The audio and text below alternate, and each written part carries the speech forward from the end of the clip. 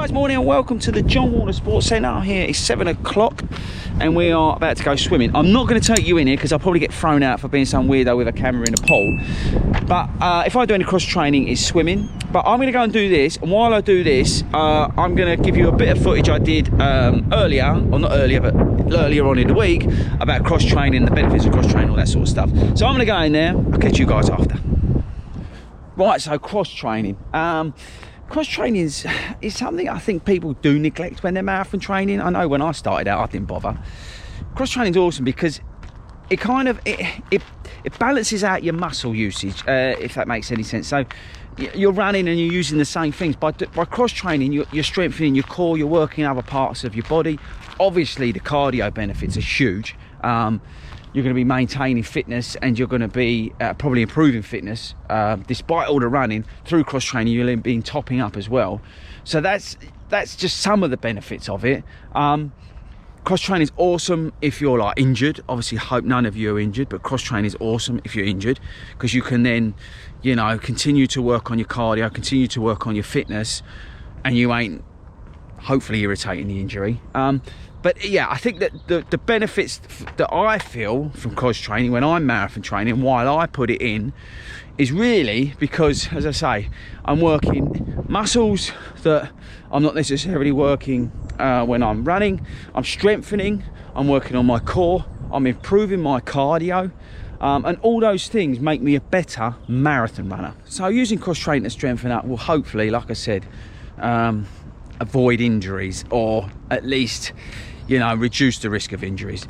So what's the sort of best cross training I can recommend? Well, the best, I do swimming for me, and I'm a useless swimmer. Swimming works for me. It works all my back and everything that I'm not really using. So I've got a really bad running style and a really bad running posture. So for me, swimming sort of stretches me out, and then I use all those muscles that I'm looking to strengthen to improve my posture around my back, get my glutes working and stuff like that. Cycling's wicked. Cycling's obviously using legs and stuff like that, and your core. So cycling's a good one. So cycling and swimming are kind of my two go-to ones, in particular swimming, like I mentioned. Another one that people do, and I've not tried it, which is recommended, is aqua jogging. Aqua jogging is great if you're injured or coming back from injury. Pilates is another one. Pilates was recommended to me where my bottom of my spine's worn out, to try and strengthen the muscles around that. I've been recommended Pilates, and that's something I will be doing. If I get time in the next few weeks, I'll start introducing Pilates. Yoga, obviously. Yoga's another good one. But anything like that, any sort of cross training where, like as I said earlier, if you're using muscles and strengthening muscles that you don't use when you're running, stuff where you're doing cardio and increasing your cardio efficiency on top of what you're doing with your running, but you're not running, so you're not using those muscles in your legs, and you're giving your knees a rest, and all that kind of stuff can only benefit you when you are marathon training. But yeah, me personally, I do swimming, I do cycling. In terms of what exactly I do, if I go into the pool, I will literally just do an hour of going up and down. It is so boring, but I do it, and that's what I do. And I'm not going particularly fast. I will put elements in. I'll do a lot of it at breaststroke, and then I'll, you know, crack out a bit of front crawl, and then I'll go back to breaststroke. I monitor my heart rate when I'm doing it. If I'm cycling, I'll tend to go out and do, you know, 10, 20k, something like that, down the river. But that's something that I'm not done too much of at the moment in this part of my marathon training, mainly because the river's so mucky and it's horrible down there. When it gets a little bit dry, when we get into like Feb, March, I'll start putting more cycling in. But at the moment, I'm focusing on the swimming. That's the sort of stuff I'm doing. That is why I'm doing it. But let me know in the comments below what sort of cross training you're doing, or if you're doing any at all. The one thing I did do last year was I did a lot of gym work on my core, because I didn't think I had a very good, I thought I was weak. I had a weak core, so I did a gym session a couple of times a week, and it was literally just a 1 hour circuit. So I would do all the different machines, bit on each one, nothing major, didn't focus necessarily on anything. I just went round and I sort of toned up and did a few bits on that. So that's another thing you can do. But for that, personally, I would recommend you get a PT and get them to give you a plan of something you could do. Tell them your marathon training and this is what you want to sort of tone up on or focus on, and get a PT to do it. They're the best people to give you advice for that. But that's what I do or I have done. Hopefully that's useful for you. So I'll catch you guys in a bit. Right, that's me done. I enjoyed that. It's hard work though, swimming. It is really hard work. Hopefully that was useful about the sort of stuff I do and why I do it, and give you a few ideas. But yeah, I'm hungry now. I always tend to do them starved. So talking about food, let's get back to the ranch and let's have a chat about what I eat and why I eat what I eat. Right guys, so we're back at the ranch and in the kitchen again. But we're going to talk about eating, fueling, and basically what I'm eating during my marathon training.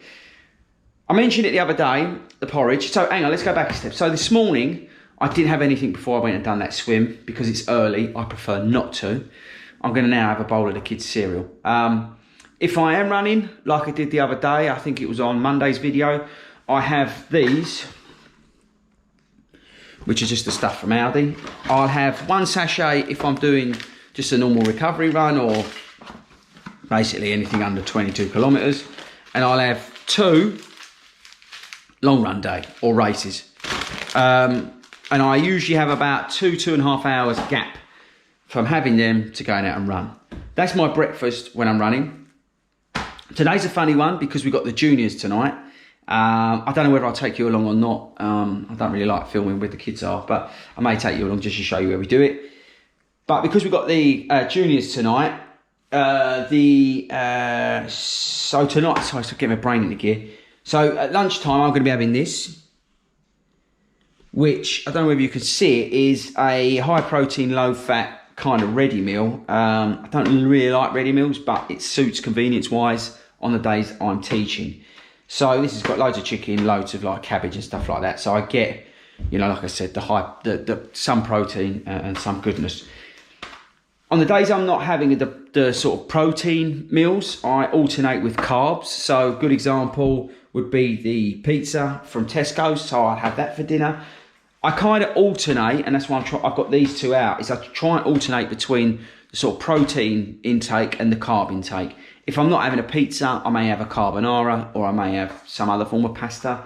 If I'm not having like a ready meal like this, I'll you know, get a bit of chicken and I'll make something up with some veg and stuff like that. That's how I tend to work through the week. I try and keep it light. I try and keep it easy. I don't really like to have too much to eat dinner-wise in the week. I try and, because I'm getting up and I'm running, I'm doing all sorts of other stuff, I try to keep a light focus on the food. Snack-wise, you know, fruit, bananas, apples, that sort of stuff. We'll have chocolate bars, I'm not worried about that. Like, for example, if I'm running in the evening, like on a Wednesday, I will have a cup of coffee and a chocolate bar about 3:30. No problem with that whatsoever. I think it's all about balance. And that's what hopefully this shows, is the fact that it's a balance between protein, carbs, and that sort of stuff. Don't forget hydration. Obviously, I'm hydrating all day. Drink a hell of a lot of water. That makes a big difference to me. And I think that helps recovery and stuff like that. Drink a lot of herbal tea, lemon and ginger, mint, chamomile, those sort of stuff. With regards to supplements, this is the only supplements really I take. Again, they're from Aldi, just multivitamins. So I add them into when I'm marathon training. And that's pretty much it food-wise. I just try and keep it simple. I think for me, like I say, rule of thumb, 1 day protein, 1 day carbs. That's basically how I work with regards to eating. Yeah, so that's that. Right, so I don't know whether I'll take you along or not. If I don't take you along to the juniors, I'll catch you guys tomorrow, and we'll be talking about rest days, recovery days, that kind of stuff, and with a view about doing our long run on Saturday. But yeah, so that's it, guys. I'll catch you later.